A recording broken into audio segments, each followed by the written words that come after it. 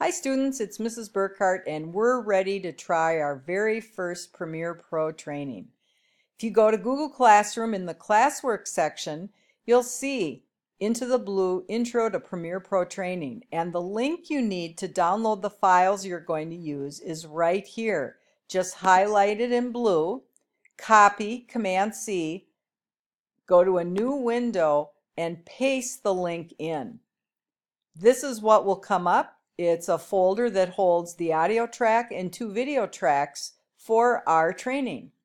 Simply go then to the download button and make sure that you hit direct download. That'll take it to your downloads folder and you're ready to get going in Premiere Pro. So once that's downloaded, open up Premiere Pro. It's the PR. Either in your applications folder if you haven't dragged it onto your dock, or it's on your dock. Click on it and the first thing that will come up is this new project window.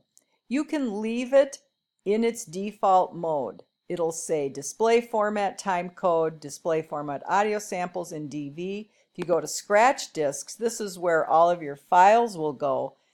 Just leave these all as same as project. And then the location of where all of those files will be located will go into your documents folder.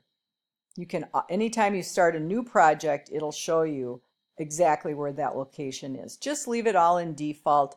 You could name this Into the Blue and press OK. Next, and this is super important, you're going to be creating a new sequence. Now, a project might be composed of several sequences. In this case, we're just making one, and a sequence is just a group of clips that you assemble together into a small scene.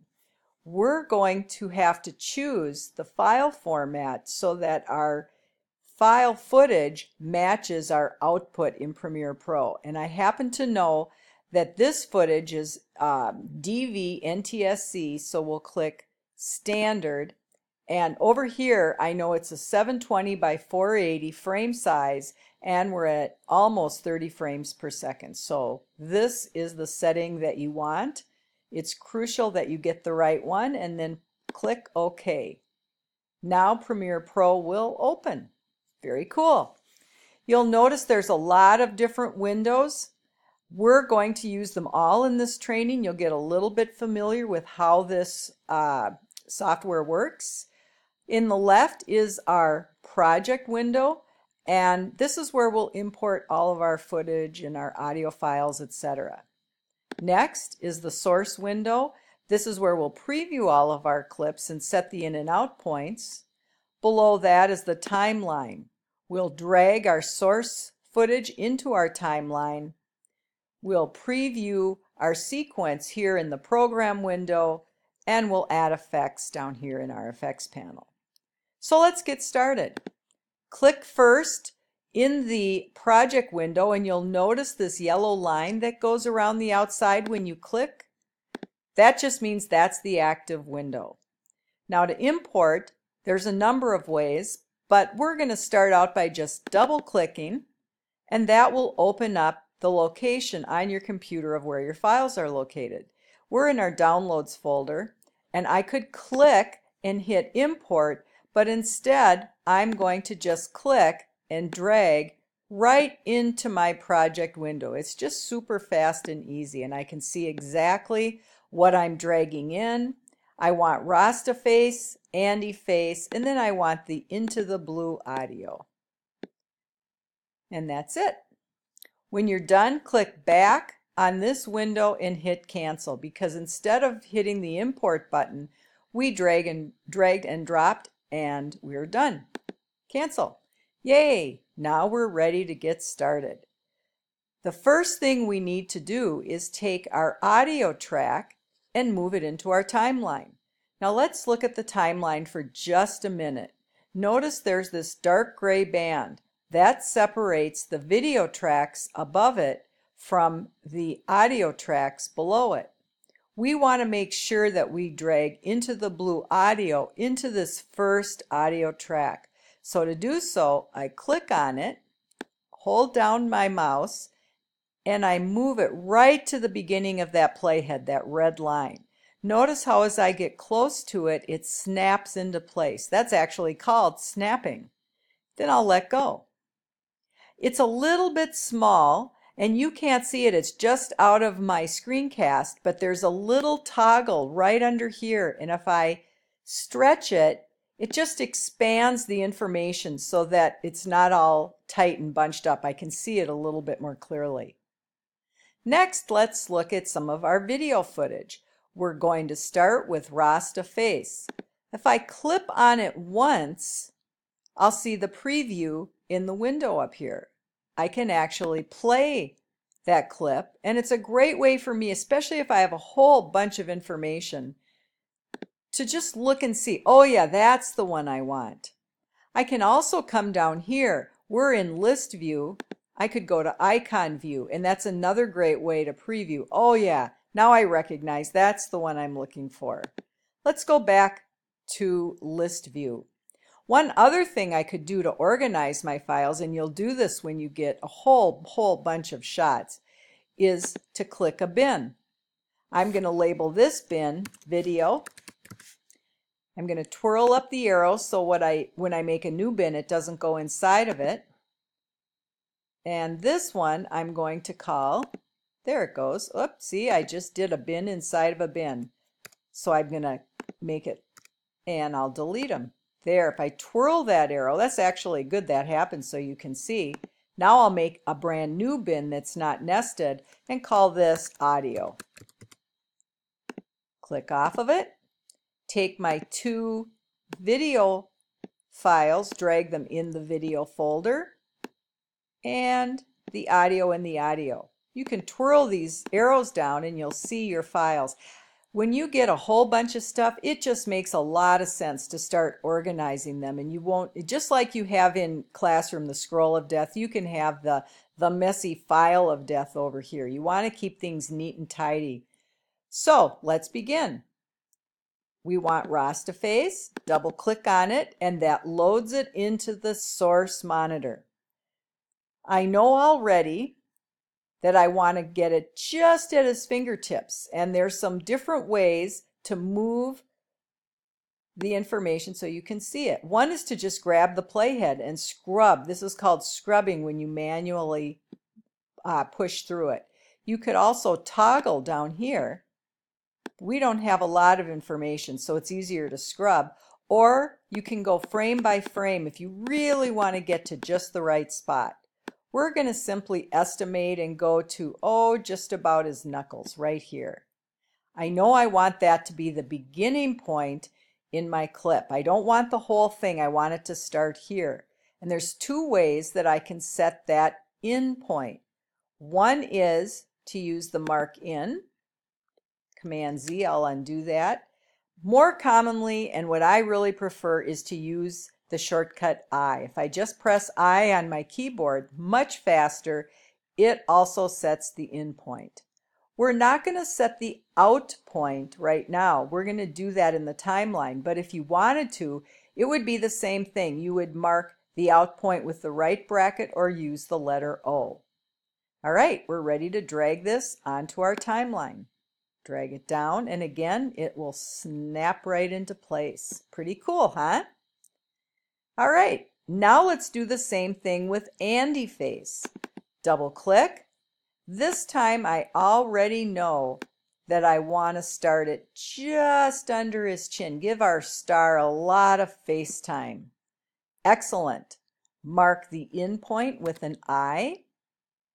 And before I drag it in though, there's a point in the music, and by the way, to start playing what we have so far, and you can watch it in the program monitor, let's click right now we're in the source monitor, so we're going to be playing up here, but we want to play the timeline.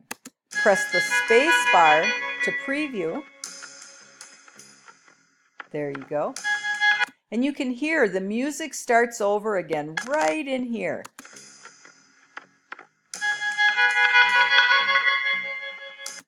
I know already, I'm going to move this playhead back to 00, that I want to be at 526. It's so cool. This is called time code. I'll click in here, and I don't have to do the commas or anything. It's just 526, enter. And I went to the exact place that I know I want my second clip to come in at. Now, if I just drag, I'm going to go over the one under it, and there's a reason for it, and I'll show you. Whoopsie. There, I'm going to put that right there. And now if we preview it, again, space bar.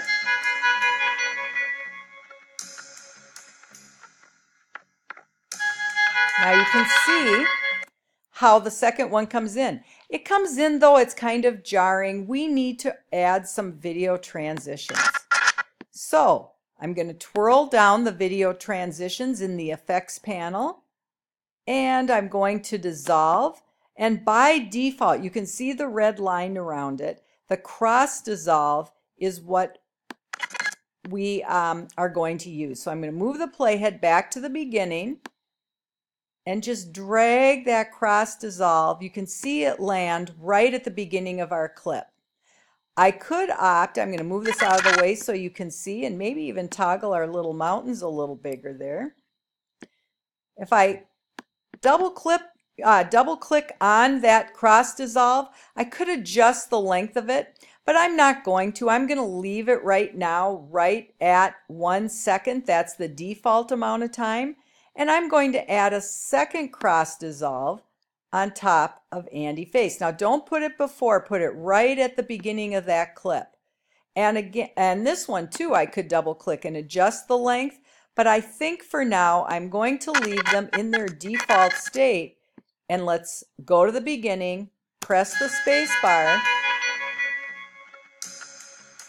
and you can see, beautiful. I get a fade in from black at the beginning, which is much gentler than the abrupt on off, and a nice transition into the second clip. The only thing we have left to do at the end is I want to cut off some of that tail of music. One way is I'm going to grab, you can see I can scrub this to about 12. If I grab that, whoop, there, let's scrub it up to about 12, back and forth. Let go, and that's where I'm going to trim off the tail. To trim it, over here in your tool panel, click on the razor tool. See, when I hover over it, go right on top of that playhead and cut it, and then go to your selection tool. There you go. And click on the tail, the part to your right, hit delete, and it's gone. We're almost finished. Next, we need to make it fade out a little bit. And again, I'm going to just turn it up so that I get a little more view. This time we want the pen tool. We're going to make a couple of dots with the pen tool. They're hinges. Go back to the selection tool and pull down. And what I'm doing, I'm just going to pull it down, is I'm literally pulling down the sound so that in this very short amount of time it will fade out. And this is what it sounds like.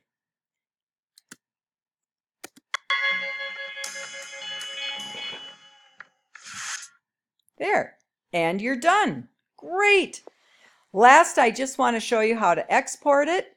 Go to File, Export Media.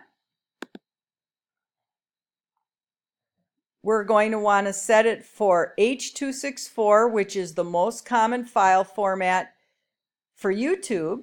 So from here, you want to select H.264 and then YouTube SD. Don't go to widescreen or you'll have funny black bars on the side. Let's name it. Double click on the output name into the blue. Tell it where to go to your desktop. Video file MP4 is fine. Leave that. Hit save. Now all you've done is gotten it ready to export. You have one last thing to do. Just hit export. And you're all done, ready to upload to YouTube.